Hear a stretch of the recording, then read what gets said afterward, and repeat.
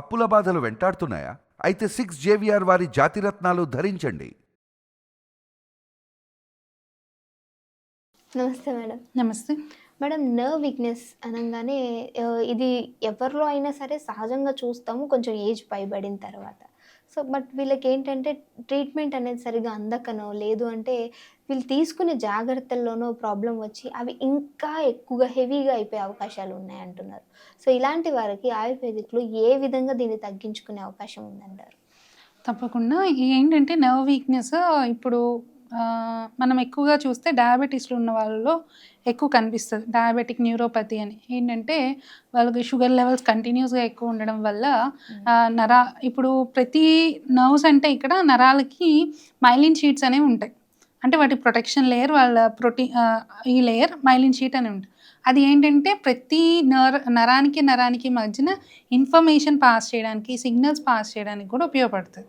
So అవి ఎప్పుడైతే అవి పాడవడం మొదలుపెట్టాయో అప్పుడు ఈ నర్వ్ వీక్నెస్ అని రావడం కానీ, అరికాలలో సూదులు గుచ్చినట్టు పొడుచుకోవడం కానీ, తిమ్మిరిగా అనిపించడం కానీ ఇవి ఎక్కువ చూస్తూ ఉంటాము.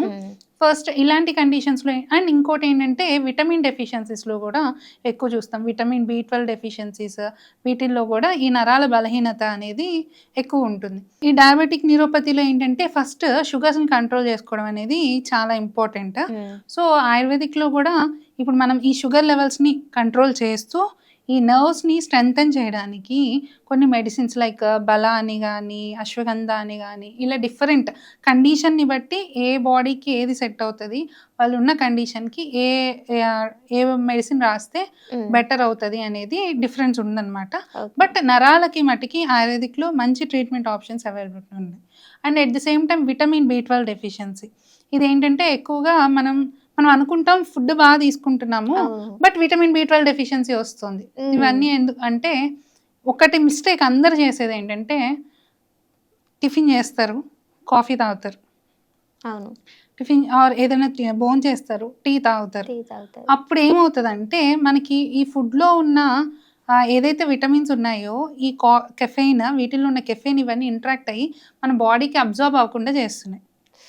సో కాబట్టి దానివల్ల కూడా డెఫిషియన్సీ రావడం వల్ల ఈ నరాల బలహీనతలు, విటమిన్ డెఫిషియన్సీస్ ఇవన్నీ ఎక్కువ అవుతున్నాయి అన్నమాట. సో ఇలాంటి చిన్న చిన్న స్టెప్స్ని మనం ఏవైతే చేస్తున్నామో వాటిని అవాయిడ్ చేస్తే కనుక మనం తీసుకునే ఫుడ్ ద్వారా కావాల్సినంత విటమిన్స్, మన బాడీకి కావాల్సిన నర్వ్కి సంబంధించిన ఏవైతే ఉన్నాయో అవన్నీ అందుతాయి. And at the same time ఇవి దాటి కూడా ఏమైనా ప్రాబ్లం వస్తే కనుక ఆయుర్వేదిక్లో ది బెస్ట్ మెడిసిన్స్ అవైలబిలిటీ ఉన్నాయన్నమాట. ఓకే మేడం, ఫుడ్ తిన్న తర్వాత టీ, కాఫీ అని అన్నారు. అలానే కొంతమంది ఫుడ్ తిన్న తర్వాత ఖచ్చితంగా ఎస్పెషల్లీ బిర్యానీ తిన్న తర్వాత కూల్ డ్రింక్ అనేది డెఫినెట్గా తీసుకుంటారు. సో దీనివల్ల కూడా బాడీలో ఈ నర్వ్స్ వీటికి ఏమైనా ఖచ్చితంగా ఇవేంటంటే మన ఇప్పుడు ఏవైతే మన కార్బొనేటెడ్ డ్రింక్స్ మన ఫుడ్ తిన్న తర్వాత బిర్యానీ తర్వాత కార్బొనేటెడ్ డ్రింక్స్ తాగుతామో దానివల్ల ఫస్ట్ స్టమక్ టిష్యూ లేయర్ పోతుందన్నమాట. మనకి అల్సరేషన్స్ ఇవన్నీ వస్తాయి తర్వాత రెగ్యులర్గా చేసే వాళ్ళకి, రెగ్యులర్గా ఎవరైతే తీసుకుంటున్నారో వాళ్ళకి. అండ్ మన ఆయుర్వేదిక్లో ఒక కాన్సెప్ట్ ఉంది ఆమా అని. సో ఎవరైతే ఇలా తీసుకుంటారో ఇవన్నీ ఏంటంటే ఇన్కరెక్ట్ ఫుడ్ కాంబినేషన్స్. అలాగా దగ్గర ఒక 14 type of incorrect food combinations ఉన్నాయి. అవి క్లియర్గా మనం తర్వాత మాట్లాడదాం. ఇప్పుడు మీరు చెప్పిన ఈ బిర్యానీ, కార్బొనేటెడ్ డ్రింక్స్ కలిపి తీసుకోవడం వల్ల ఆ ఫుడ్ కాంబినేషన్ వల్ల బాడీలో ఎక్కువ టాక్సిన్స్ ప్రొడ్యూస్ అయ్యి అది ఎవరికైతే పార్ట్స్ ప్రతి ఒక్కరిలో ఎలా ఉంటుందంటే కొన్ని బాడీ పార్ట్స్ వీక్ ఉంటాయి. సో ఒకరికి జాయింట్ వీక్ ఉంటుంది, కొందరికి నరాలు వీక్ ఉంటాయి, కొందరికి అలాగా ఒక స్కిన్ వీక్ ఉంటుంది, స్కిన్ స్ట్రక్చర్. అప్పుడు అక్కడ సిచ్యువేట్ అయ్యి టాక్సిన్స్ వాటి యొక్క ప్రాబ్లమ్స్ బయటపడుతూ ఉంటాయి అన్నమాట. సో కాబట్టి ఇట్లాంటివి తీసుకున్నప్పుడు కూడా చాలా ప్రాబ్లమ్స్ అయితే ఫేస్ చేయాల్సి వస్తుంది. ఈ రోజు తెలియకపోవచ్చు, 1-2 ఇయర్స్ తర్వాత అవన్నీ బయటపడతాయి. ఓకే, థ్యాంక్ యూ మేడం, మంచి టాపిక్ చెప్పారు.